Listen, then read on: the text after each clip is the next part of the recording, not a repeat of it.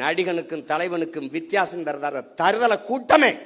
அதுல சாதிய வன்மத்தை கக்கும் நாம் தமிழர் கட்சியினுடைய சீமான் நடிக்கும் போது வராத ஜோசப் அரசியல் வரும்போது இப்ப முதலமைச்சர் ஆயிட்ட பிறகு ஜோசப் விஜய் தலைவருமாகிய திரு உதயநிதி அவர்கள் பேசியிருக்கிற பேச்சுவார்த்தை ஒரு நாகரிகம் இல்லாத, பண்பாடு இல்லாத, அருவருக்கத்தக்க அரக்கத்தனமான ஒரு போக்கு என்பதில் திமுக மேல என்ன பொய் வழக்கு போடலாம், என்ன பொய் கேஸ் போடலாம்,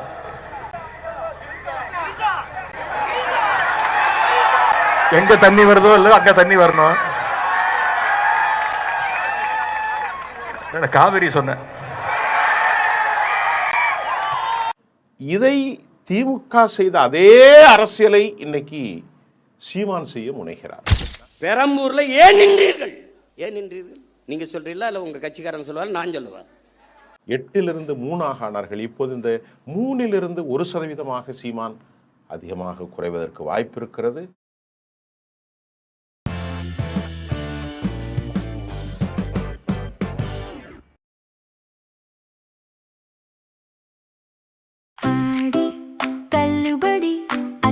பேரும் அல்லம்படி 6 முதல் 60% வரை ஆடி தள்ளுபடியுடன் சூப்பர் சரவணா ஸ்டோர்ஸ், சென்னை, மதுரை, கோவை.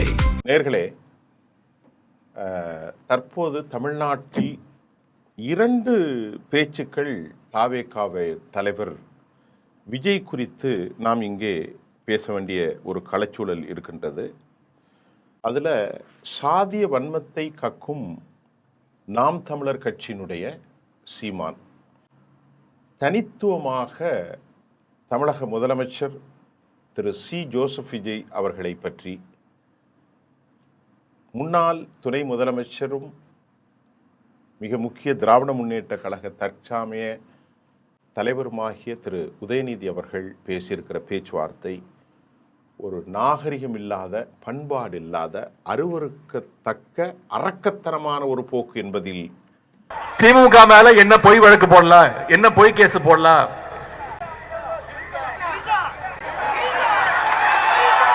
எங்க தண்ணி வருதோ இல்ல அங்க தண்ணி வரணும். காவிரி சொன்ன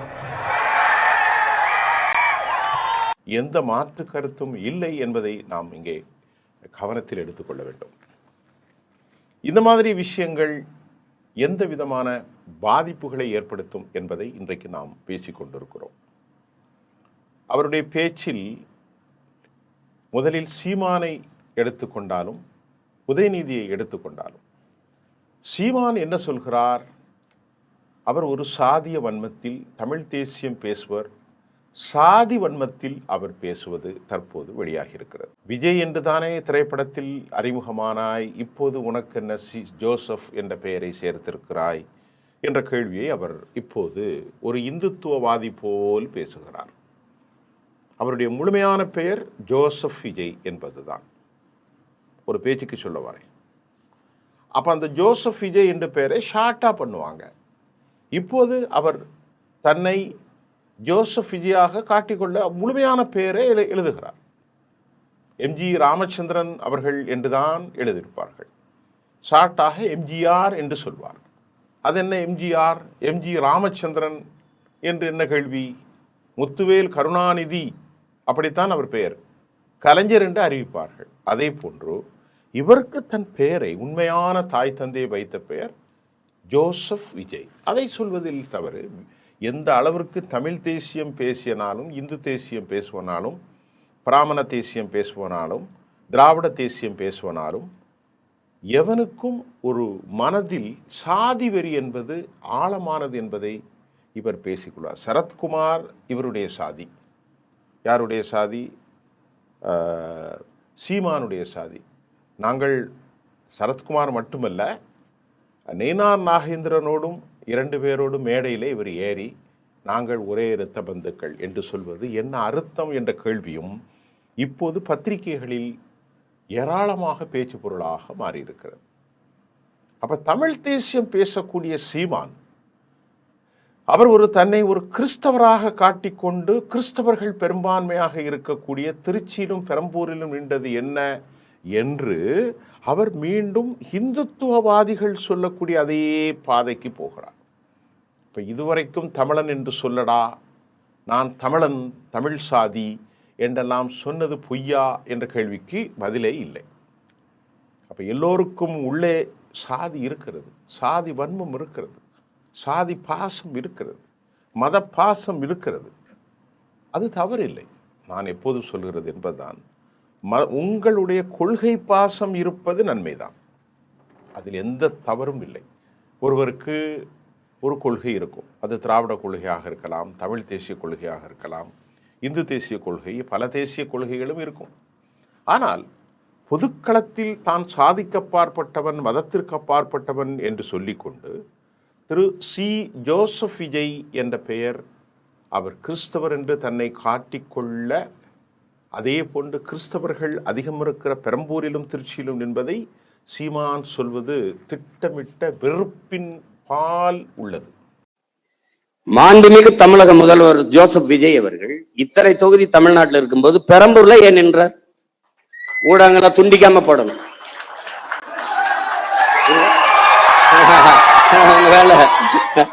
நீங்க நீங்க நல்லது எதையும் கொண்டு வரதுலயே நீங்க சத்தியம் பண்ணிருக்கீங்க. நாங்க நல்லதை தவிர எதையும் பேசுறதுலயும் நாங்க சத்தியம் பண்ணிருக்கோம்.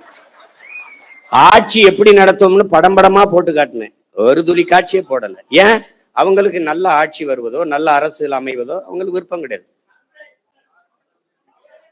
நீங்க போடணும், நான் கேள்வி எழுப்புறேன். சட்டமன்றத்துல இருந்து அங்கே எழுப்பியிருப்பேன், இப்ப இல்ல, இந்த அரங்கத்துல இத்தனை ஆயிரம் மக்களுக்கு இடையில எழுப்புறேன், என் தம்பி தங்கிகளுக்கு இடையில. பெரம்பூர்ல ஏன் நின்றீர்கள்? ஏன் நின்றீர்கள்? நீங்க சொல்றீங்களா இல்ல உங்க கட்சிக்காரன் சொல்லுவாரு, நான் சொல்லுவா? இத்தனை தொகுதி இருக்கும்போது திருச்சி கிழக்கை தேடி போய் ஏன் நின்றீர்கள்? பெரம்பூரில் மதம், திருச்சி கிழக்குல சாதியும் மதம். நீங்க என்ன பேசுறீங்க? சாதியை ஒழித்து விட்டேன். உங்களை ஒழிக்காம எப்படி சாதி மதத்தை ஒழிக்க முடியும்?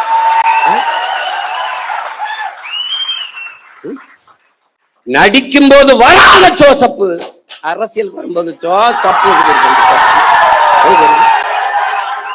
இப்ப முதலமைச்சர் ஆயிட்ட பிறகு ஜோசப் விஜய், ஜோசப் விஜய். அந்த படங்களை திருப்பி ஜோசப் விஜய். ஏன் அந்த முதல் படத்துல அறிமுகம் முகமது ஜோசப் விஜய் போடல?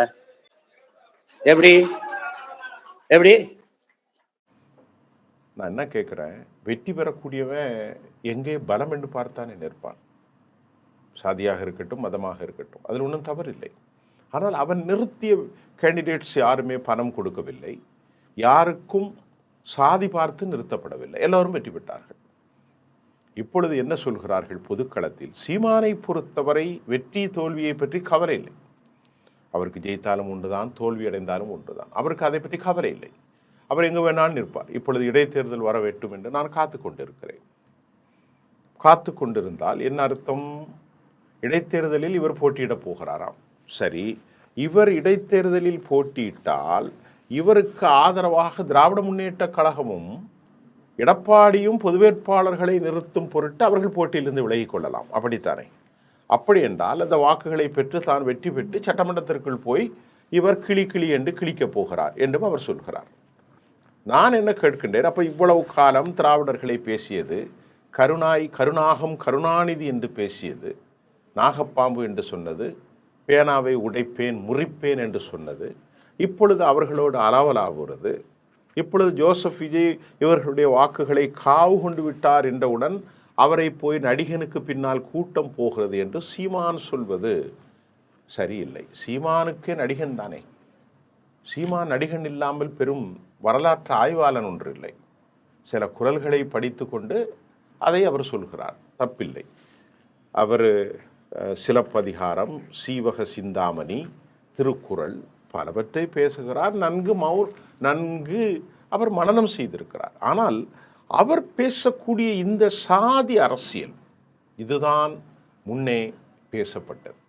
திரு எம்ஜிஆர் அவர்கள் வருகின்ற போது தமிழ் தேசியம் பேசிய திரு கருணாநிதி அவர்கள் மலையாளி என்று அவரை தூசித்தார்கள். ஆனால் தமிழ் மக்கள் ஏற்றுக்கொள்ளவில்லை.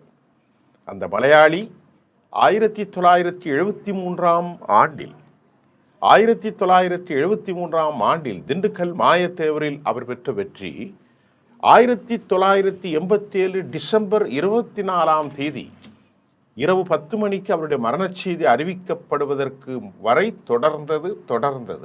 1991 ஆட்சிக்கு வந்த அம்மையார் செல்வி ஜெயலலிதா அவர்கள் பார்ப்பன பெண் என்று அலந்தூர் பாரதி போன்றவர்களாம் தூசிக்கப்பட்டது. அம்மையார் செல்வி ஜெயலலிதா ஆம் நாம் பாப்பாத்தித்தான் என்று சொன்னார்கள்.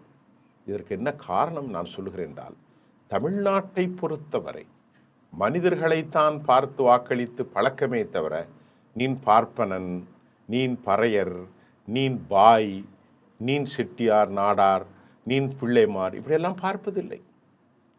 இதை திமுக செய்த அதே அரசியலை இன்னைக்கு சீமான் செய்ய முனைகிறார்.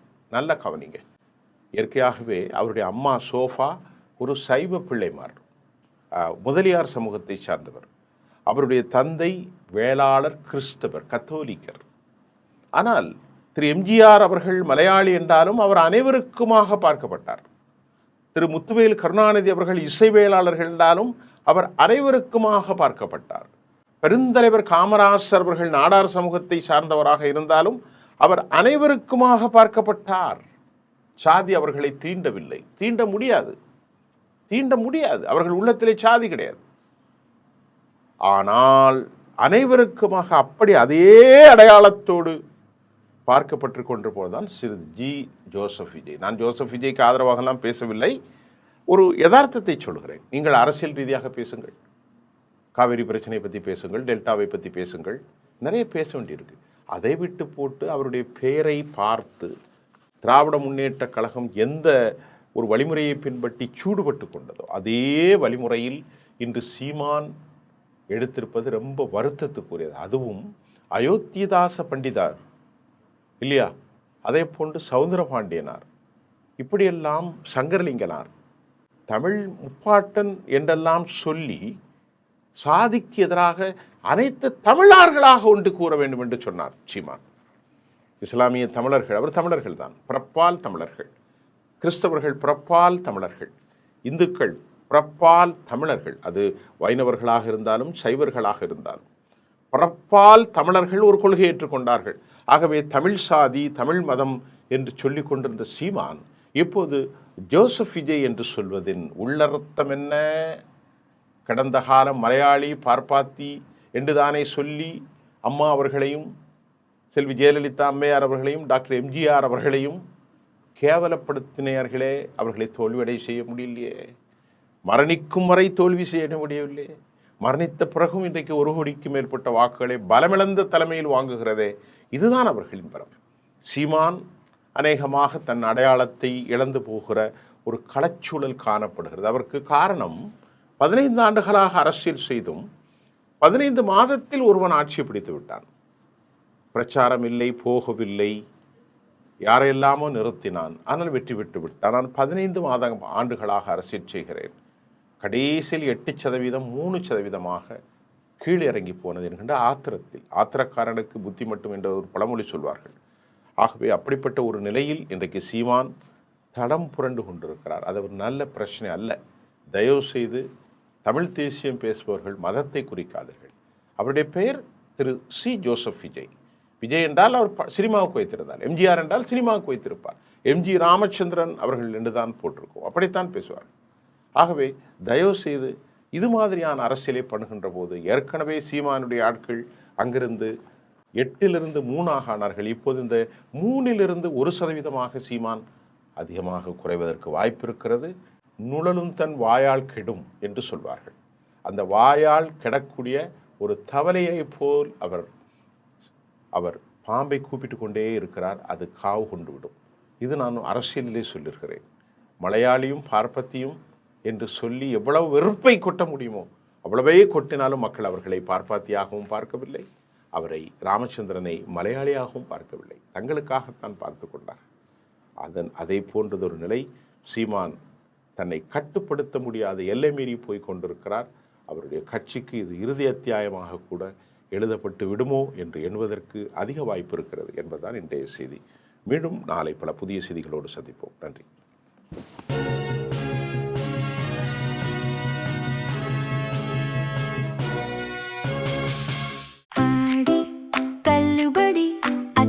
பேரும் அல்லும்படி 6 முதல் 60% வரை ஆடி தள்ளுபடியுடன் சூப்பர் சரவணா ஸ்டோர்ஸ், சென்னை, மதுரை, கோவை.